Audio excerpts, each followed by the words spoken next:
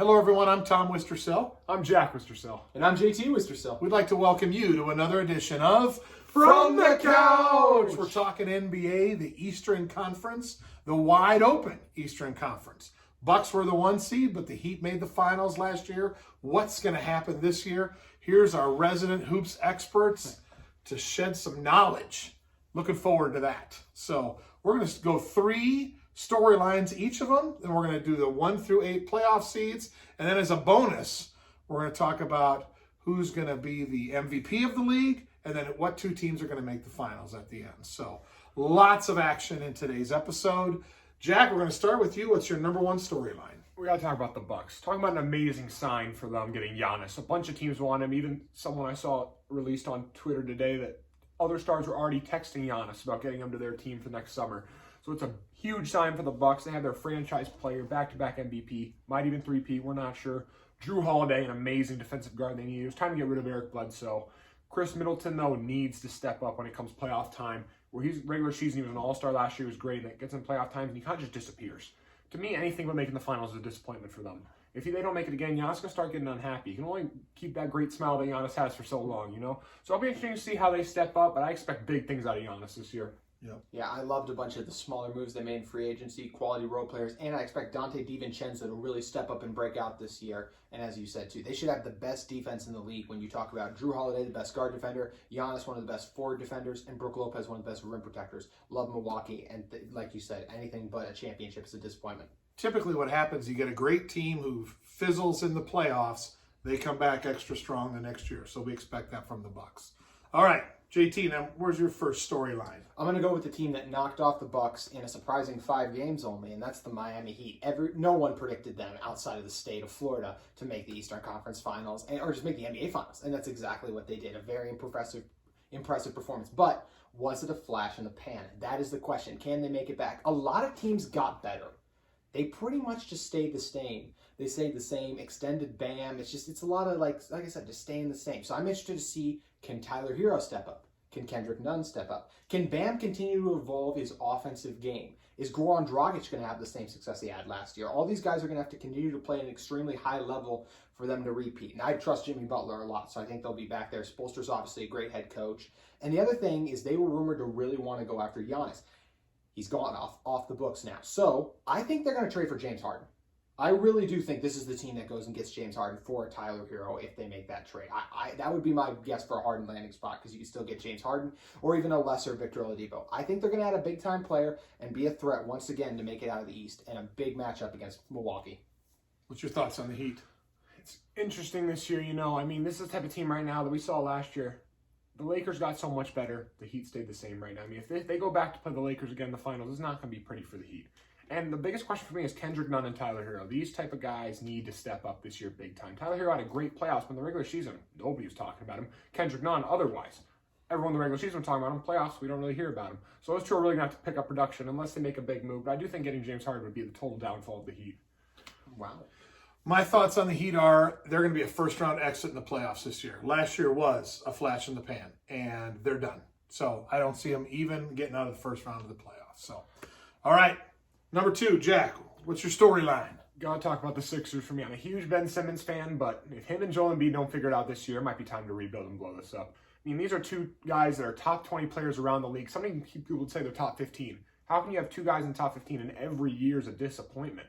They had the 1 year with Jimmy Butler, barely lose because Kawhi's lucky shot, but last year, Ben Simmons gets hurt, Joel Embiid doesn't look very good, Tobias Harris is way overpaid. So I'll be interested to see what they need to do. But they need to make the conference finals this year, in my opinion, or it's a disappointment. They have the potential to be the best team in the East and even shock some teams in the finals. I don't know. We just need to see some production. The biggest thing for the Sixers is stay healthy. Okay. Yeah. What do you think? Shipping Al Horford's contract out was a great move. Daryl Morey comes in, Doc Rivers comes in. They retool, add shooters. I like how this roster is constructed much better. And I really think, and like you said, it'll be interesting to see if that duo makes it out throughout the season together. But if they can, I mean, easily could be in the finals. 2 words, Doc Rivers, going to make a difference for the Sixers this year. So we'll see what happens. Hopefully he has more success with that duo than his last duo. Yes. I think he's learned. He's in a better place now. So, JT, what are we talking about next? Speaking of dominant duos, how about the one that could be the biggest time bomb we've seen in some times? I'm headed to Brooklyn for the Nets. KD KD's finally healthy. Kyrie was there last year. Rocky waters as have been the past few years with Kyrie. They're two of the most polarizing players on and off the court. Kyrie especially. Refusing to talk to the media. Then he's going to talk to him a little bit. It's just, it's such a, I just don't know. With the New York media and the scrutiny sometimes that comes with that, and these guys are just supposed to be the guys on their team. We saw that went for Kyrie back when he was in Boston, not well. KD, it was still Steph's team, I thought. Yes, KD stepped up and hit the big-time shots, but he was joining an established culture. So it's up to these guys to set the tone and be leaders. Kyrie did a bad job of that last year. Basically called out everyone who wasn't his friend. A lot of those guys are back on the team. How's the chemistry going to be? They have a lot of really good role players, but are they going to clash with Kyrie and KD? That's what will be interesting to see. And of course, Steve Nash, his first year as an NBA head coach. He got that job because of his relationship with Kevin Durant. We'll see how his relationship is with Kyrie Irving, but it's just going to be very interesting to watch this team play out over the year. The boom is an NBA championship, and the bust is a first-round exit where both guys won out. Yep. So it's going to be really interesting to watch the Nets. There we go. What do you think of the Nets? I think it's the first time in either Kyrie or KD's career that they have to lead. So that's my question for the Nets is who's going to be the leader on that team? We saw Kyrie lead in Boston. Awful. We saw Kevin Durant. We've never seen Kevin Durant try to lead, actually. In the Thunder, he always had partners with him. Same thing with the Warriors. So it's the first time Kevin Durant and Kyrie are really going to have to lead and actually make success out of it. So I'm interested to see, and I don't know how they're going to work with Steve Nash. That worries me a bit. Those guys don't like getting coached very much, and Steve Nash knows a lot about basketball, obviously. So I think he could be a great coach if they let him coach a bit. But it'll be interesting to see what we get with the Nets. It's very up and down right now. It's an absolute soap opera. I can't wait to watch it. To me, it's must-watch TV anytime Brooklyn's on this year. So we'll see. All right, Jack, you're up. Number 3. Got to go with the Wizards here. Third storyline. I really think they're going to be the team for sure that didn't make the playoffs last year. It's moving in. Russell Westbrook, what an amazing trade for them. I think Wizards fans are very sad to see John Wall going. John Wall is looking good in Houston, but this is like a rebirth for Russell Westbrook. He was very, very average with Houston in the playoffs, and now with the Washington Wizards, him and Bradley Beal look very good. But in the end, they need their young guys to step up. Thomas Bryant, Rui Hachimura, those are the main guys I really think we need to see big production from if they want to help this team get into the playoffs and even win a series there. All right. What do you think of the Wizards? Yeah, excited to see that duo. And excited to see how Denny Avdia even come in. I'm really excited to see how he fits in there. I like a lot of the pieces here. And when you have a duo like Westbrook and Beal who can both step up in big-time moments and hit big-time shots, I like your chances against a team like, I don't know, maybe the Raptors per se, that don't have that guy. So it's going to be fun to watch that play out.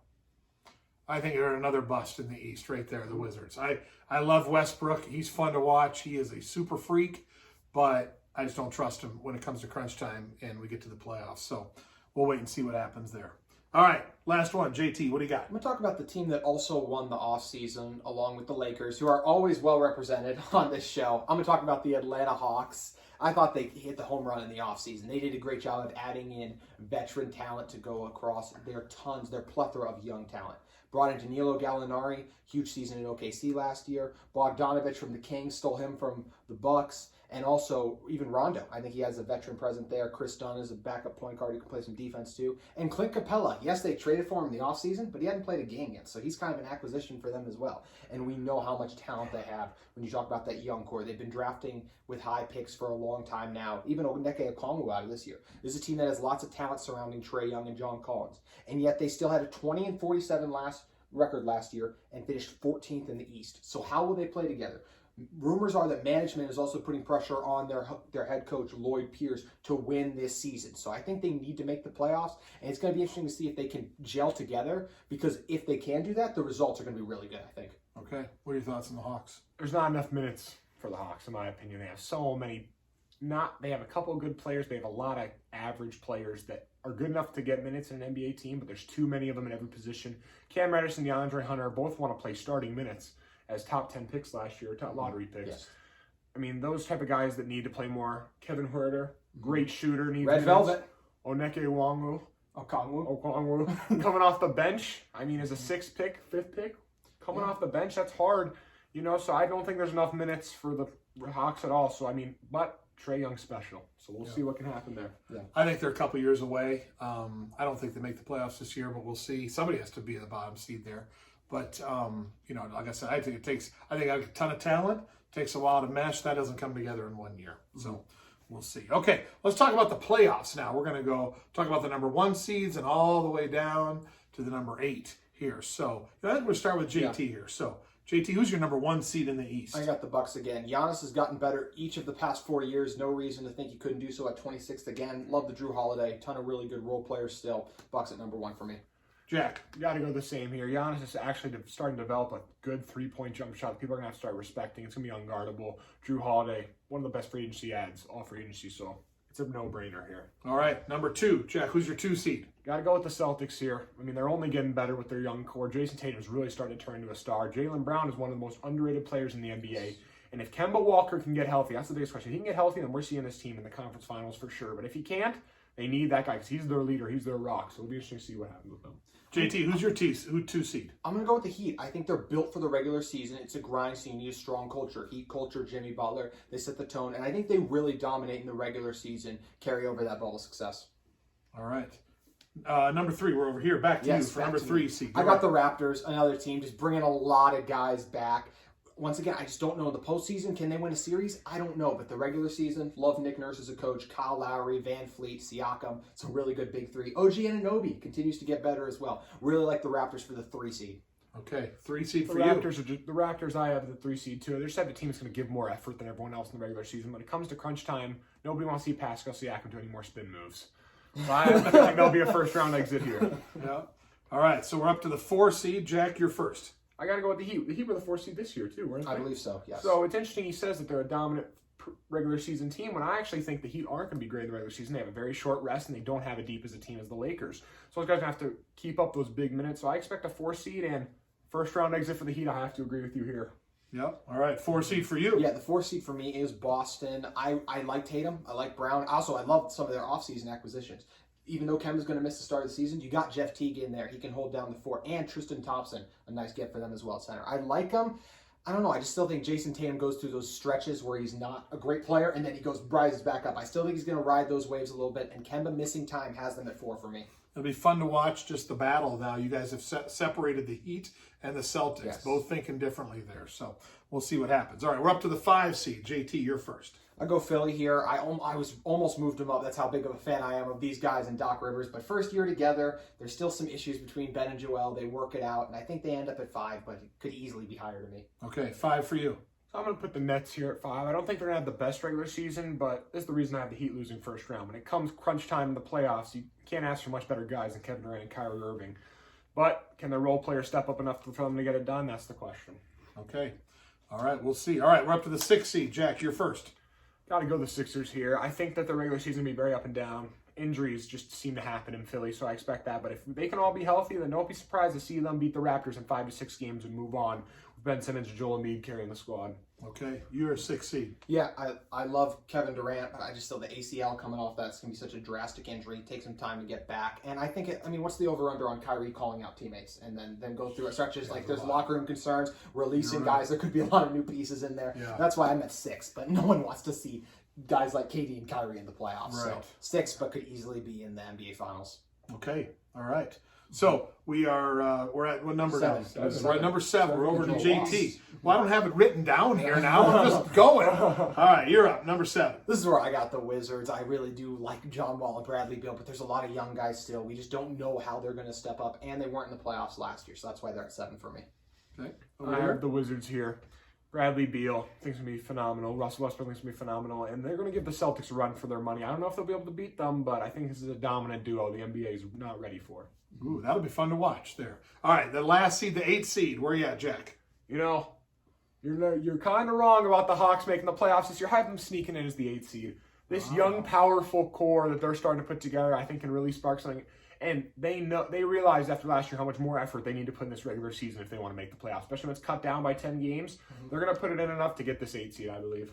Okay, JT? Great pick. Ditto. You are definitely wrong. Wow. 8th seed for the Atlanta Hawks. I've always been a sucker for talent, and I cannot ignore the talent on the Atlanta Hawks roster. Trae Young is only going to continue to get better. I can't wait to watch this team play basketball because I already talked about him as one of my points, and I think they squeeze in the 8th seed. Okay, well, I guess we'll see who it is there. So, all right, so I get to participate now. We're going to talk about, first, we're going to talk about we're going to go with the 2 finals teams first. You want to do Save finals the first? Okay. MVP. And we got to do Rookie of the Year. Are you going to do Rookie of the Year? Okay. And we All can right. do Rookie of the Year. So, we're first going to pick 2 teams for the finals. JT coming out of the Western Conference, who do you have? I have the Lakers. Jack, who do you have? I mean, Do we even have to say it? I think we're all in on the guys. Lakers in the Western Conference. That wasn't hard. Eastern Conference Finals. Jack, you're first. Who's coming out of the East? It's going to be a clash of the 80s. Celtics, Lakers. Wow, is that the Celtics coming out? Who you I'm got? going to go with the Bucks. This is the year Giannis gets over the hurdles, committed to Milwaukee. Holiday makes the difference in the playoffs, and they make the NBA Finals. I agree with JT. I think this year is finally the year. Like I said, they should have been there last year. They didn't play good enough. So they come back hungry, and they make the finals. Bucks, Lakers, finals. Same outcome as last year, but we won't talk about that. Agreed. All right, so let's talk about Rookie of the Year, okay? So, as you think about the rookies that were in that lottery draft there, and I know JT loves his Timberwolves, so who knows what do we think about Rookie of the Year? Who wants to go first? Jack, why don't you go first? This is a no-brainer. There's only one rookie that plays on a really good team that's going to get a lot of minutes, and it's James Wiseman. A little bit of health concerns, but he's playing on the Warriors, who I expect to be a playoff team. I expect him to start and play a lot of the games, so I expect him to put up huge numbers. I have been saying for a while that I think he's the best player out of this draft, so I expect big things from him and a Rookie of the Year trophy at the end. On our Western Conference preview, I said Anthony Edwards. And then I watched how the Timberwolves have used Anthony Edwards so far, and I would back off of that if I could. Fingers crossed he still wins it, but as of right now, I'm going to go with LaMelo Ball. I think the flash is what's going to generate the hype for him. Every single night's going to be like, hey, did you see that LaMelo Ball pass? And that is where the hype's going to come from, and that's why he's going to win Rookie of the Year.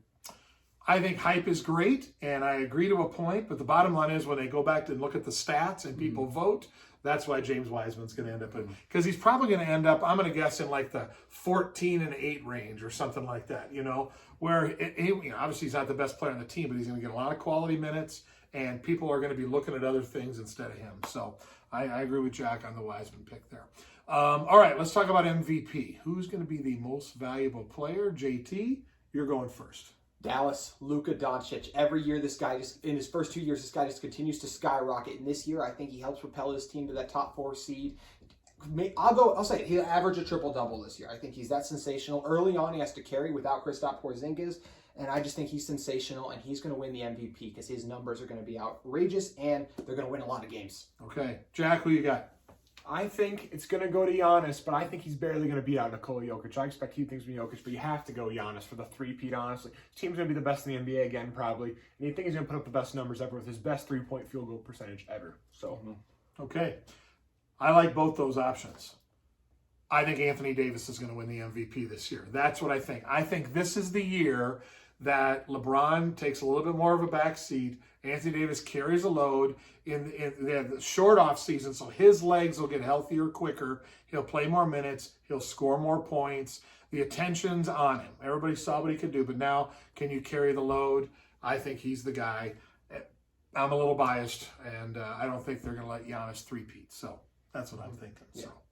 Are we ready for the regular season to start? Absolutely. Quickest turnaround ever. My Timberwolves have been off for a while, so excited to watch them, but so happy to have NBA action back, and it's going to be a lot of fun with a lot of good storylines, and just in time for Christmas also. feels like just yesterday I was watching my Lakers hold up the trophy, but honestly, I'm ready to watch it again. Let's get it going. Yep, let's get it going. So, well, that's great. Well, we hope you enjoyed our edition on the Eastern Conference preview, and we look forward to seeing you again on another edition of From the Couch. We'll see you next time.